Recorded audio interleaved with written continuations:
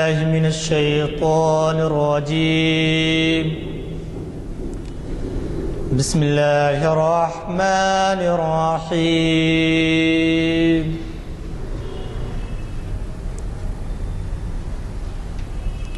أفلا ينظرون إلى الإبل كيف خلقت وإلى السماء كيف رفعت وإلى الجبال كيف نصبت وإلى الأرض كيف سطحت فذكر إنما أنت مذكر لست عليهم بمسيطر إلا من تولى وكفر فيعذبه الله العذاب الأكبر إن إلينا إيابهم ثم إن علينا حسابهم. صدق اللہ العظیم. تاریخ اسلام لیکچر کی 636ویں نشست ہو رہی ہے، جس کو ہمارے مشہور معروف ریسرچ اسکالر ڈاکٹر سید اسلام الدین مجاہد مخاطب فرمائیں گے. آپ کا عنوان ہے فلسطین اور حق و باطل کی رزمگاہ. اس سے پیشتر بھی ڈاکٹر صاحب کے ہمیشہ ہر دوسرے ہفتے میں لیکچر ہوتے ہیں اور مختلف مضامین پر، اسلامی مضامین پر، اور آپ توجہ ڈالتے ہیں بالخصوص نوجوانوں کے لیے. آپ کے تقاریر بہت فائدہ مند ہوتے ہیں، لیکن بدقسمتی یہ ہے کہ ہمارے پاس باوجود مسلسل ریکویسٹ کے کوئی نوجوان تشریف نہیں لاتے ہیں. اب یہ جو لوگ ہمیشہ آنے والے ہیں وہی تقریریں سنتے ہیں، استفادہ کرتے ہیں. بہرحال میں بہت خواہش کرتا ہوں کہ ڈاکٹر سید اسلام الدین مجاہد صاحب تشریف لائیں گے اور اپنے خطاب سے ہم کو استفادے کا موقع عطا فرمائیں. الحمدللہ رب العالمین والصلاة والسلام علی رسول الامین وعلی آلہ وصحبہ اجمعین والعاقبۃ للمتقین. فاعوذ باللہ من الشیطان الرجیم. بسم اللہ الرحمن الرحیم. سبحان الذی اسری بعبدہ لیلا من المسجد الحرام الی المسجد الاقصی الذی بارکنا حولہ لنریہ من آیاتنا انہ هو السمیع العلیم. صدق اللہ العظیم. ساری حمد و ستائش اور ساری کبریائی اس خالق کو کون و مکان کے لیے سزاوار ہے جس نے ہم سب کو ہدایت کا راستہ دکھایا. درود و سلام تمام انبیاء اور مرسلین اور بالخصوص حضرت محمد مصطفیٰ صلی اللہ علیہ وسلم پر کہ جنہوں نے ابتلا اور آزمائش کی ہر منزل سے گزر کر قافلہ انسانیت کو صراط مستقیم پر گامزن فرمایا. قابل احترام محترم جناب نواب عمر علی خان صاحب، ملت کے بزرگوں اور عزیز نوجوان ساتھیوں، آج تاریخ اسلام کی اس نشست میں میں نے جس عنوان کا انتخاب کیا ہے وہ فلسطین حق و باطل کی رزمگاہ. ہم اور آپ اس بات سے بخوبی واقف ہیں کہ سرزمین فلسطین سے ہمارا جو دینی رشتہ ہے، جو روحانی ہمارا تعلق ہے، جو قلبی جو تعلق ہے، وہ ساری امت مسلمہ کے لیے ایک ہماری لیے رہنمائی کا مرکز ہے. وہاں قبلہ اول ہے مسلمانوں کا. دور اسلام میں ابتدائی دور میں وہی مسلمانوں کا قبلہ رہا اور اس کے بعد اللہ تعالیٰ نے اپنے حکم سے ہم کو پھر دوسرا قبلہ عطا فرمایا. تو اس طریقے سے ہمارے لیے ارض فلسطین، یہ فلسطین کا یہ سارا علاقہ اس لحاظ سے اہمیت کا حامل ہے کہ یہ ہمارا ایک روحانی مرکز ہے.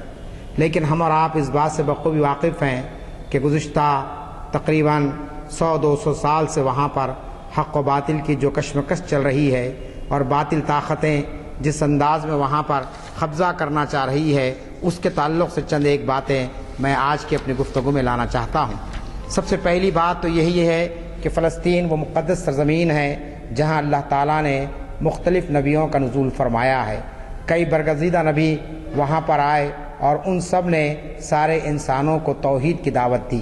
حضرت عیسیٰ علیہ السلام کی وہاں آمد ہوئی اور انہوں نے وہیں سے اعلان کیا کہ لوگوں ایک خدا کی عبادت کرو، اور پھر یہ بھی آپ نے پیشین گوئی کی کہ اب میرے بعد ایک آخری نبی آنے والے ہیں جن کا نام محمد مصطفیٰ صلی اللہ علیہ وسلم ہوگا۔ تو اس طریقے سے حضور اکرم صلی اللہ علیہ وسلم کی آمد کی اطلاع جو حضرت عیسیٰ علیہ السلام نے دی وہ دراصل وہی مقام اور وہیں کے وہ حالات تھے۔ پھر اسی طریقے سے میں نے قرآن مجید کی جو آیت آپ کے سامنے تلاوت کی سورہ بنی اسرائیل کی 15ویں پارے میں پہلی آیت ہے جس کے اندر معراج کے سفر کا ذکر کیا گیا، اور قرآن مجید میں یہ الفاظ باضابطہ ہم کو ملتے ہیں کہ سبحان الذی اسریٰ بعبدہ لیلا من المسجد الاقصیٰ، یعنی مسجد اقصیٰ جو فلسطین میں موجود ہے اس کا ذکر اللہ تعالیٰ نے قرآن مجید میں کر دیا تاکہ دنیا کو یہ معلوم ہو جائے کہ اللہ تعالیٰ کی جو آخری امت ہے اس کا فلسطین سے کس قسم کا تعلق ہے، کہ اس کے نبی کے وہاں سے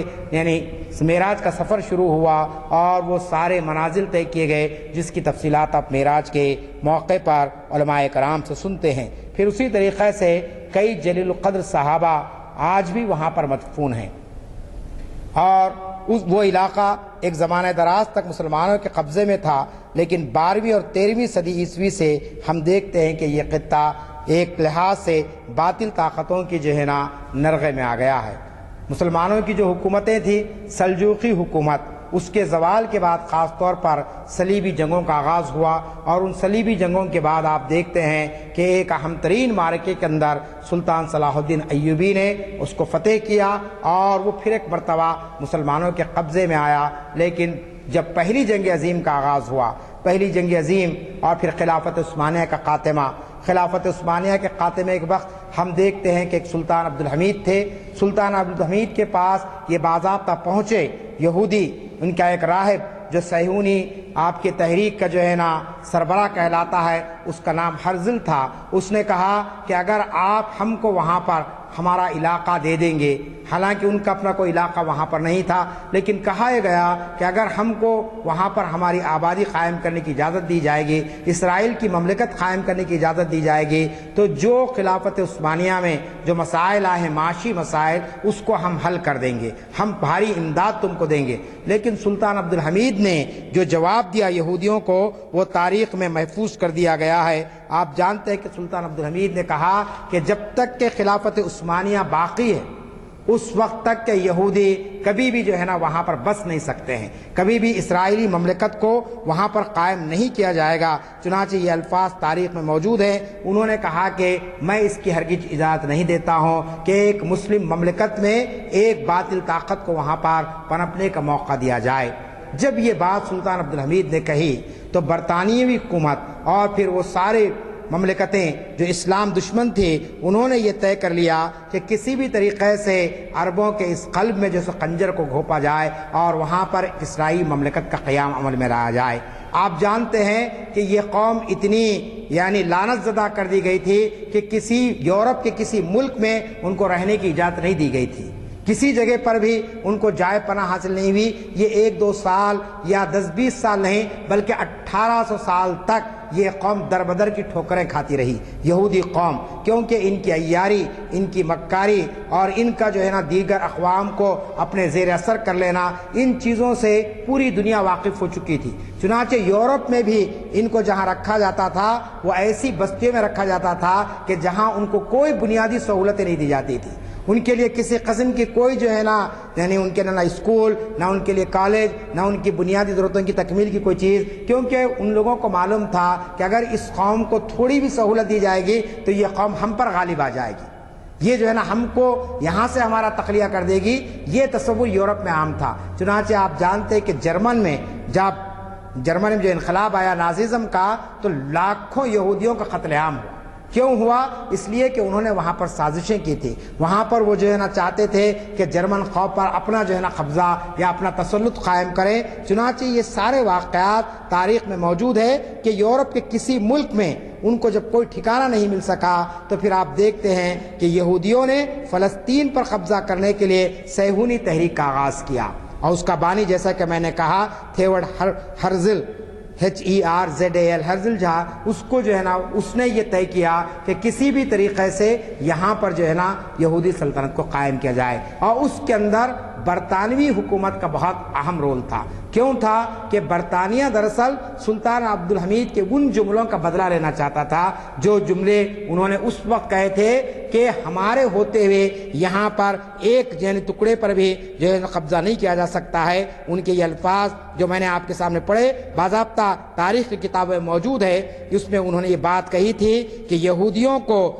یہاں پر یعنی فلسطین میں کوئی ریاست قائم کرنے کی اجازت نہیں دی جائے گی، اور یہودیوں کو فلسطین اسی وقت مل سکتا ہے جب عثمانی سلطنت ٹکڑے ٹکڑے ہو جائے گی۔ چنانچہ سازشیں ہوئی اور عثمانیہ سلطنت کا خاتمہ ہوا، جو بہرحال ایک مسلمانوں کی علامت تھی۔ اس سلطنت کے خاتمے کے خلاف آپ جانتے ہیں کہ خود ہندوستان میں تحریک چلی خلافت موومنٹ کے نام سے، مولانا محمد علی جوہر، مولانا شوکت علی، اور پھر اس کے ساتھ گاندھی جی بھی شامل ہوئے بعد میں، کہ خلافت کے نظام کو پھر سے قائم کیا جائے، مسلمانوں کی سلطنت ان کو واپس کی جائے، لیکن ایسے حالات نہیں بن سکے۔ چنانچہ سلطنت عثمانیہ کے خاتمے کے بعد برطانیہ، فرانس اور دیگر ممالک نے یہ طے کر لیا کہ یہ جو قوم در بدر بھٹک رہی ہے، یہ جو قوم مسلمانوں کی مخالفت میں سب سے آگے ہے، لہٰذا اس کو مسلمانوں کے علاقے میں ہی اس کو آباد کر دیا جائے، تاکہ روزانہ ان کے درمیان میں جنگ و جدال کا ماحول رہے، روزانہ ان کے درمیان میں قتل و خون کا بازار گرم رہے۔ چنانچہ آپ جانتے ہیں کہ پہلے فلسطین کو برطانیہ نے اقوام متحدہ کے ایک نام نہاد اصطلاح جس کو مینڈیٹ سسٹم کہتے ہیں یا انتداب کا نظام کہتے ہیں، اس کے تحت اپنے انڈر میں اس کو لیا، اور اس کے تھوڑے دن کے بعد برطانیہ کے انقلاب کے بعد ہم دیکھتے ہیں کہ 1948 میں فلسطین کی سرزمین پر یہودی مملکت یعنی اسرائیلی مملکت کو قائم کر دیا گیا، بغیر کسی بین الاقوامی قانون کے، اور بغیر کسی جو ہے نا ان کے ایک یعنی انچ پر بھی وہاں پر اسرائیلی آباد نہیں تھے، یہودی آباد نہیں تھے، پورا علاقہ عربوں کا تھا، لیکن وہاں پر قبضہ کر لیا گیا۔ اور طرف تماشا یہ کہ 11 مئی 1949 کو اسرائیل کو اقوام متحدہ کا رکن بھی بنا لیا گیا۔ آپ جانتے کہ اقوام متحدہ دنیا کا ایک مشہور ادارہ ہے، UNO جس کو ہم کہتے ہیں، دوسری جنگ عظیم کے بعد اس کو قائم کیا گیا۔ اس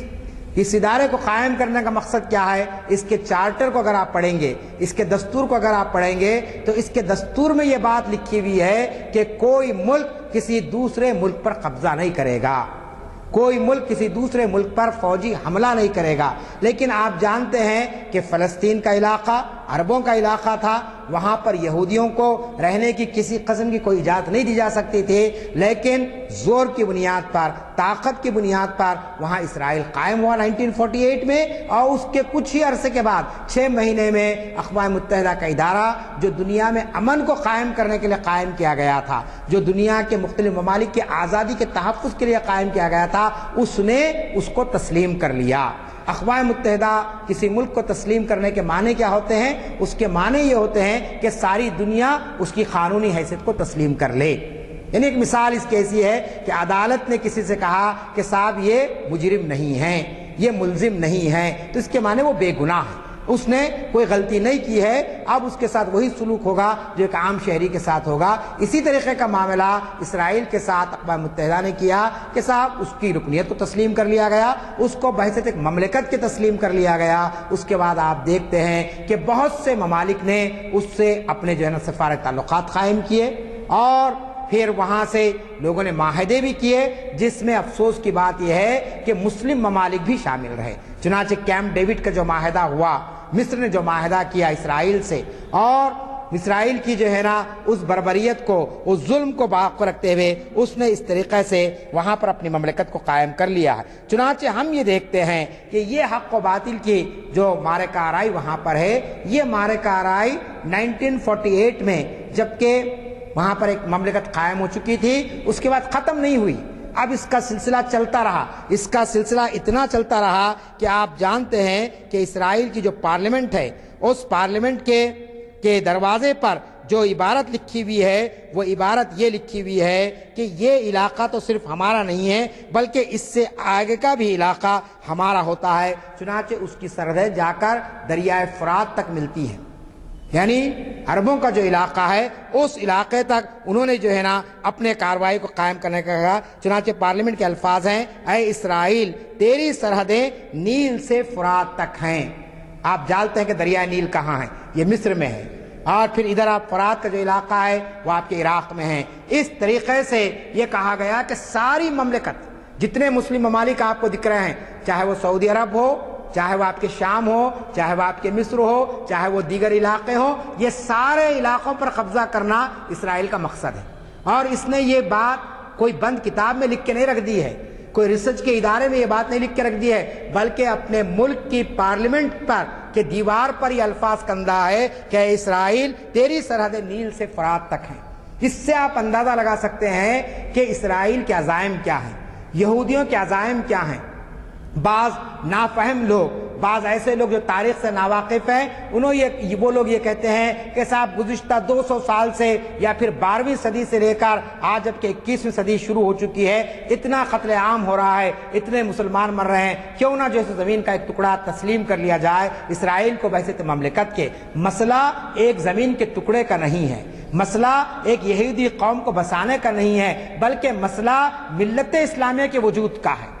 ملت اسلامیہ کے مقدس مقامات کا ہے۔ بلکہ اب جو ریسنٹ ان کی دستاویزات جو آ رہی ہیں، ان کے جو ڈاکومنٹس آ رہے ہیں، اس میں یہ بات بھی کہی دی گئی ہے کہ مکہ اور مدینہ بھی ہمارا ہے۔ یہ مقدس علاقے جو مسلمانوں کے لیے مذہبی حیثیت سے ان کی جان سے زیادہ ان کے لیے عزیز ہیں، ان علاقوں پر بھی اسرائیل نے اپنا دعویٰ کر دیا ہے اور کہا کہ مکے تک ہماری فوجیں جائیں گی، مدینے کو ہم اپنے کنٹرول میں لے لیں گے، اور اس طریقے سے پورے حجاز کا علاقہ ہمارے کنٹرول میں آ جائے گا۔ تو یہ ان کے مقاصد ہیں، اور یہ مقاصد کھلے عام ہیں۔ اس پر بین الاقوامی کانفرنسز ہو رہی ہیں۔ یہ عنوان میں نے اس لیے چنا کہ ابھی 15 دن پہلے آپ جانتے کہ جنیوا میں کانفرنس شروع ہوئی ہے کہ کسی طریقے سے اس مسئلے کو حل کر دیا جائے، لیکن پھر وہاں پر اسرائیل نے وہی بات کی کہ عربوں نے جو علاقے لیے ہیں وہ علاقے واپس کیے جائیں گے تو پھر ہم بات چیت کی میز پر آئیں گے، ورنہ ہمارا یہ سلسلہ جنگ کا اور یہ قتل و خون کا جاری رہے گا۔ تو معنی یہ ہوئے کہ خود آپ کسی کے گھر میں گھس جائیں اور اس کے بعد مالک مکان سے یہ کہیں کہ تو جو ہے نا مکان خالی کر کے چلے جائے اور پورا قبضہ مجھے دے دے۔ یہ موٹے الفاظ میں اسرائیل کا مقصد یہی ہے کہ اسرائیل یہ چاہتا ہے کہ سارے عرب علاقے پر اس کا قبضہ ہو جائے۔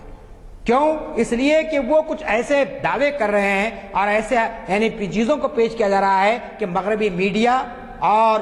ہمارے پاس کا برہمن جو میڈیا ہے وہ اس کو اس انداز میں اچھال رہا ہے کہ صاحب یہ قوم معصوم ہے، یہ قوم جو ہے نا اپنے وطن سے نکال دی گئی ہے، لہٰذا ان کا وطن کو واپس کیا جائے۔ حالانکہ یہ ساری باتیں تاریخی حقیقت سے بالکل اس کا کوئی تعلق نہیں ہے، بلکہ بے بنیاد باتیں ہیں، اس میں کوئی صداقت نہیں ہے، لیکن اس کے باوجود آپ دیکھتے ہیں کہ اس قسم کی باتیں کی جا رہی ہیں۔ اب تو صورتحال یہ ہو گئی ہے کہ یہودیوں نے مسجد اقصیٰ کو ڈھانے کا بھی پلان بنا لیا ہے، جو مسلمانوں کا قبلہ اول ہے۔ آپ جانتے ہیں اس سے پہلے آگ لگانے کا واقعہ ہوا وہاں پر،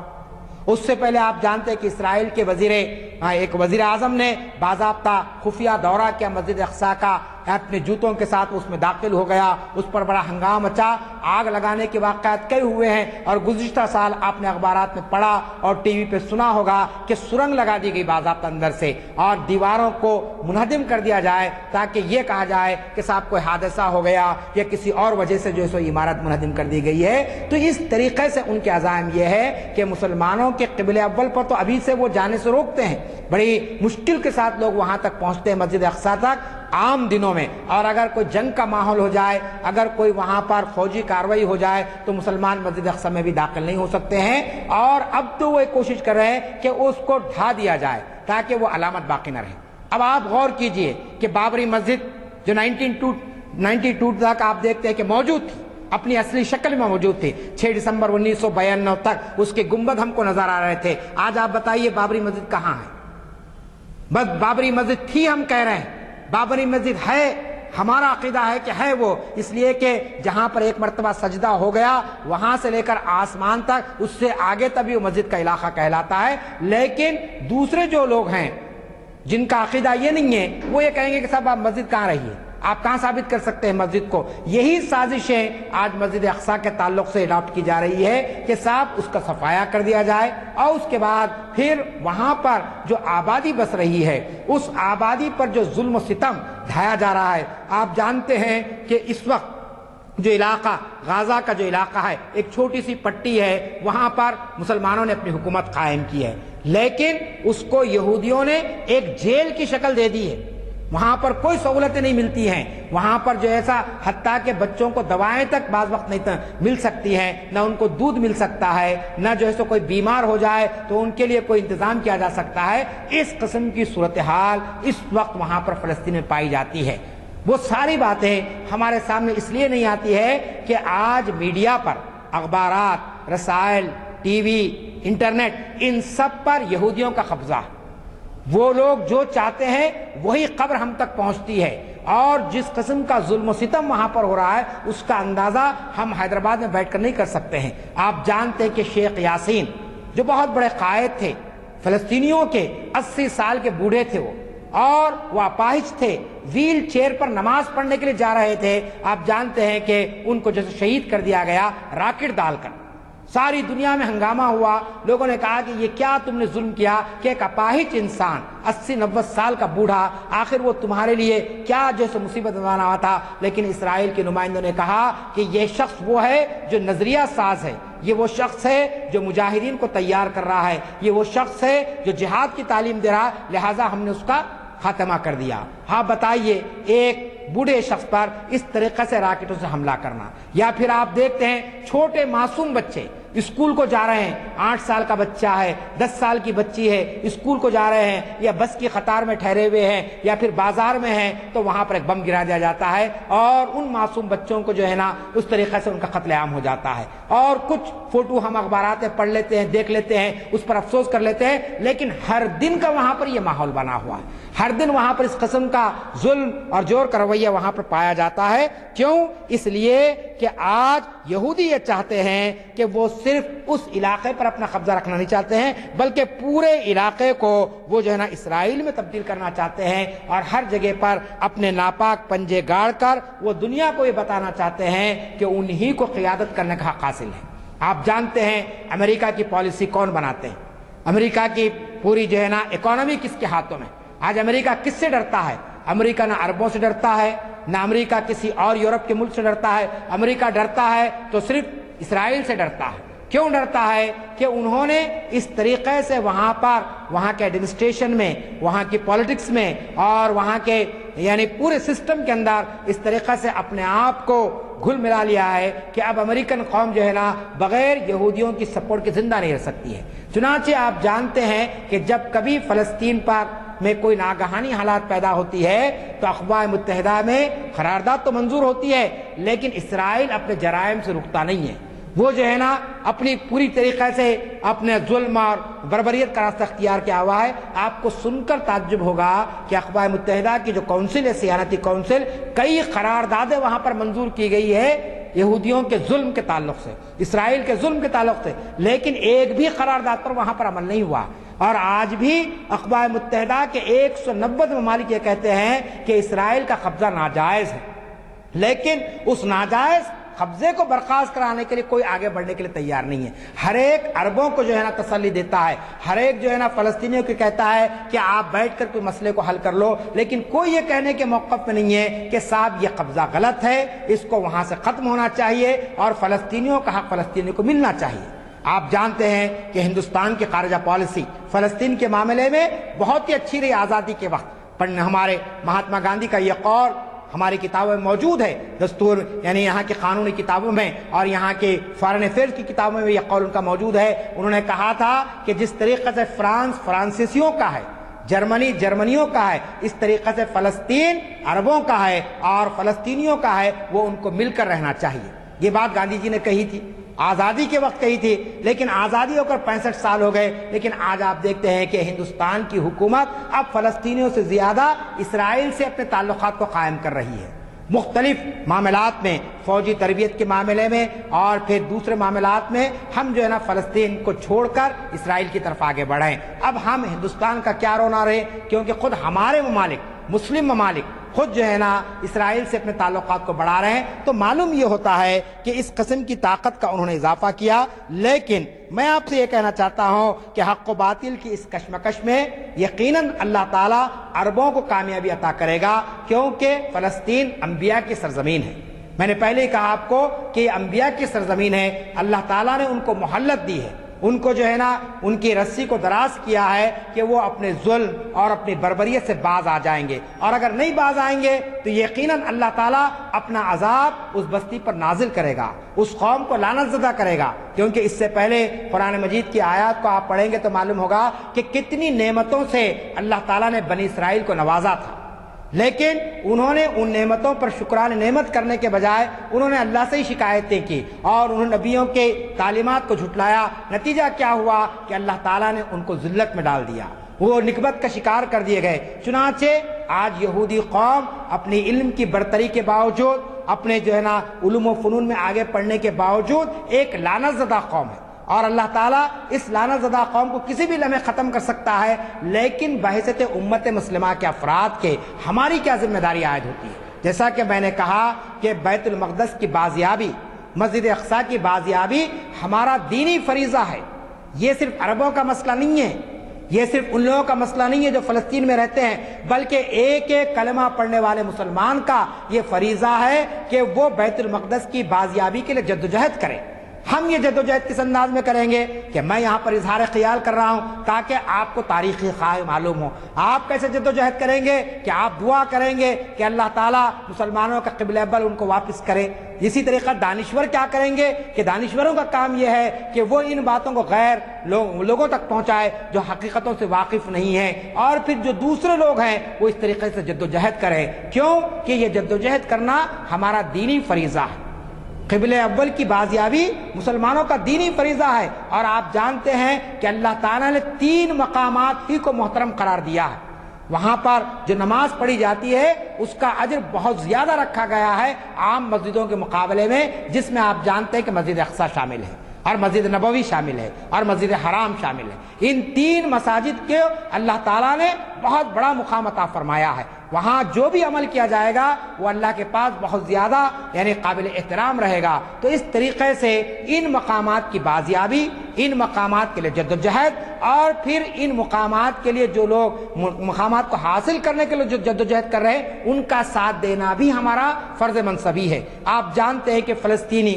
کیوں لڑ رہے ہیں؟ وہ چاہے تو کسی اور ملک میں جا کر آباد ہو سکتے ہیں، وہ چاہے تو اس علاقے کو چھوڑ سکتے ہیں، لیکن ان کو اس بات کا اندازہ ہے کہ یہ ذمہ داری اللہ تعالیٰ نے ہم پر ڈالی ہے کہ ہم یہاں پر پیدا ہوئے ہیں، ہم یہاں بڑے ہوئے ہیں، لہٰذا اس علاقے کی حفاظت کرنا، اس خطے میں توحید کے پیغام کو عام کرنا اور اس مرکز توحید کو بازیاب کرنا، وہ جو ہے نا وہ اپنی ذمہ داری سمجھتے ہیں۔ چنانچہ آپ جانتے ہیں کہ پوری دنیا میں اس وقت فلسطین کے تعلق سے بہت بڑی بڑی کانفرنس ہوئی ہے، بڑی بڑی قراردادیں ہم نے منظور کی ہے، لیکن وجہ کیا ہے کہ اللہ تعالیٰ نے مسلمانوں کو کامیابی عطا نہیں کی ہے۔ 57 اسلامی ممالک ہیں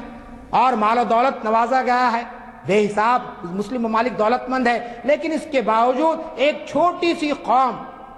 کو ہم زیر کیوں نہیں کر سکے اور کیوں اپنا علاقہ حاصل نہیں کر سکے؟ تو اس کے لیے لازمی چیز ہے کہ ہم کو قرآن اور حدیث کی طرف رجوع کرنا پڑے گا۔ میں اس موقع پر اللہ کے رسول کی وہ حدیث پڑھتا ہوں جو آپ صلی اللہ علیہ وسلم نے صحابہ کے درمیان میں پڑھی تھی۔ وہ حدیث کیا ہے؟ اللہ کے رسول ایک مرتبہ تشریف فرما تھے، صحابہ کے درمیان میں ایک آپ کا چہرہ سرخ ہو گیا، آپ جو ہے نا آپ کے چہرے سے کچھ پریشانی ظاہر ہونے لگی۔ صحابہ کرام نے کہا کہ اللہ کے رسول کیا بات ہے کہ آج آپ نے فوری طور پر اس طریقے کا آپ کے چہرے کی حالت ہو گئی؟ آپ صلی اللہ علیہ وسلم نے فرمایا کہ اے صحابہ، مجھے اس دن کا خوف ہے جبکہ میری امت پر دیگر قومیں اس طرح ٹوٹ پڑیں گی جس طریقے سے مردار جانور کو کھانے کے لیے چیل اور کوے یا دیگر پرندے اور چرندے اس پر ٹوٹ پڑتے ہیں۔ یہ الفاظ ہیں باضابطہ اللہ کے رسول کے۔ صحابہ کرام نے فرمایا کہ اللہ کے رسول اس وقت کیا آپ کی امت کی تعداد کم ہو جائے گی؟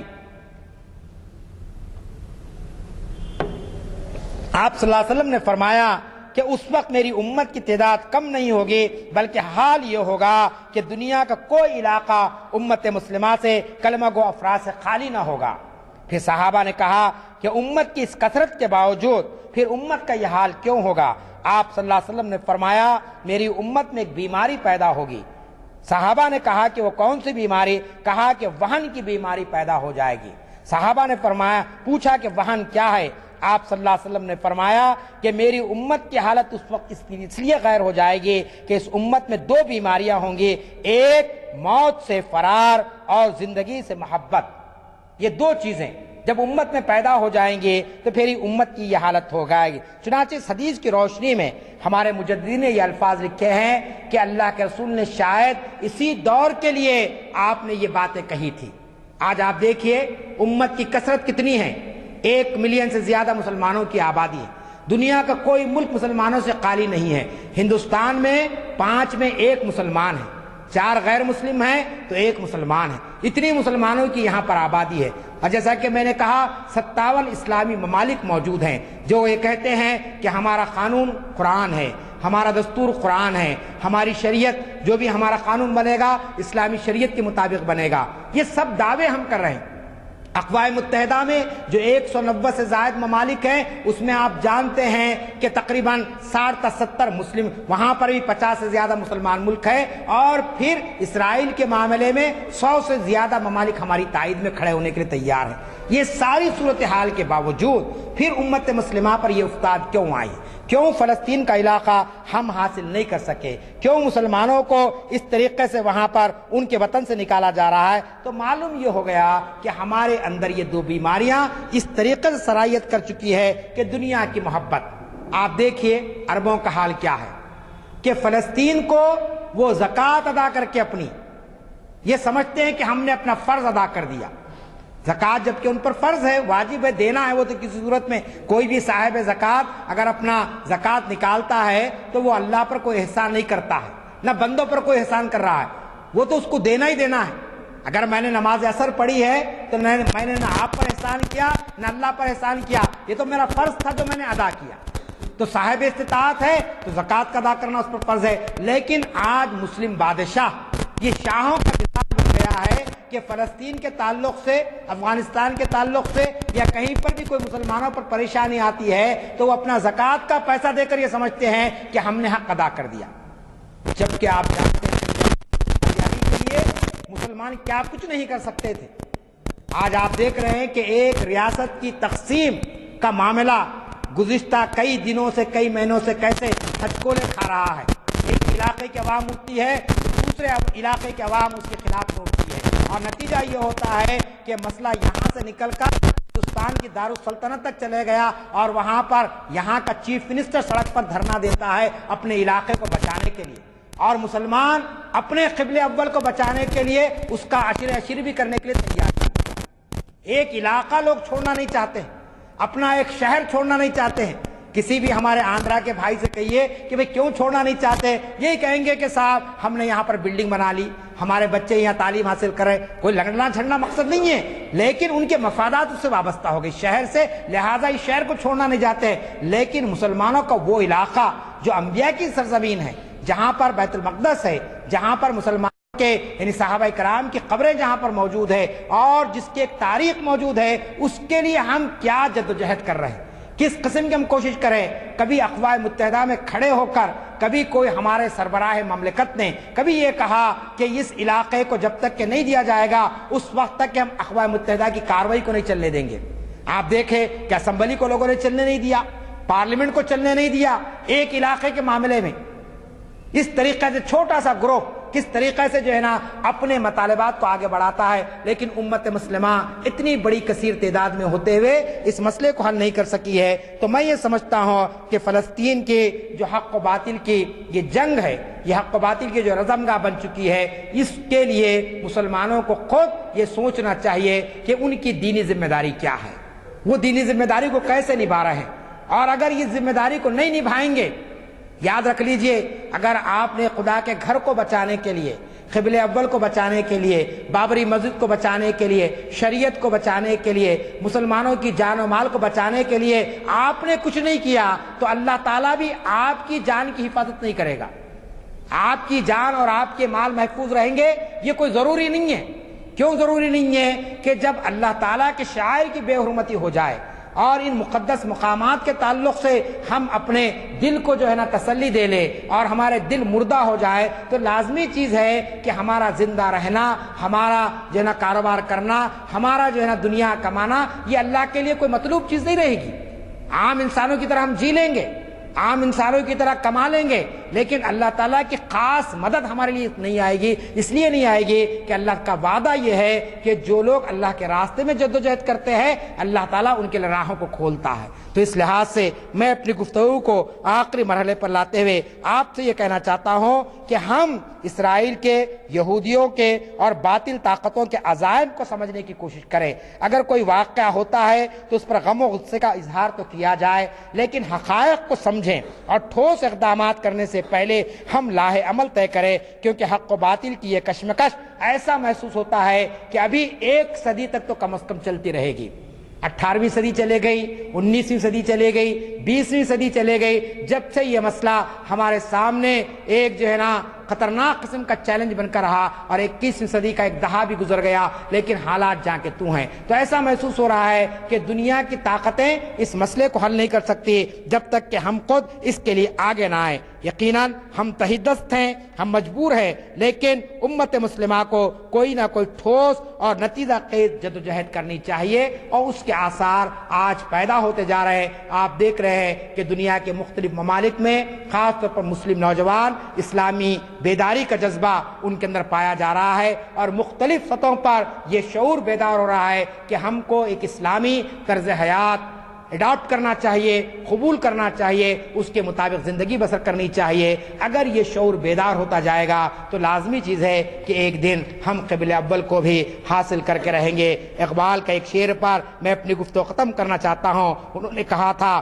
اپنی ملت پر قیاس اقوام مغرب نہ کر، خاص ہے ترکیب قوم رسول ہاشمی، کہ اللہ تعالیٰ نے اس قوم کو، اس ملت کو یہ خاص ترکیب بنائی ہے۔ مسائل کتنے ہی آئیں، حالات کتنے ہی شدید تر ہوں، اگر ہم سچے مسلمان بن جائیں اور ہم قرآن و حدیث پر عمل کرنے والے بن جائیں تو سارے مسائل ہمارے حل ہو سکتے ہیں۔ اللہ تعالیٰ سے دعا ہے اللہ تعالیٰ مجھے اور آپ کو اس بات کی توفیق عطا فرمائے کہ ہم قبلِ اول کی بازیابی کے لیے جو کچھ ہو سکتا ہے ہم کریں۔ آخری درجے میں کم از کم ہم اپنی نمازوں میں یعنی قبلِ اول کو یاد رکھیں اور اس کی بازیابی کے لیے دعا کریں۔ رب اغفر وارحم وانت خیر الراحمین، وآخر دعوانا ان الحمد للہ رب العالمین۔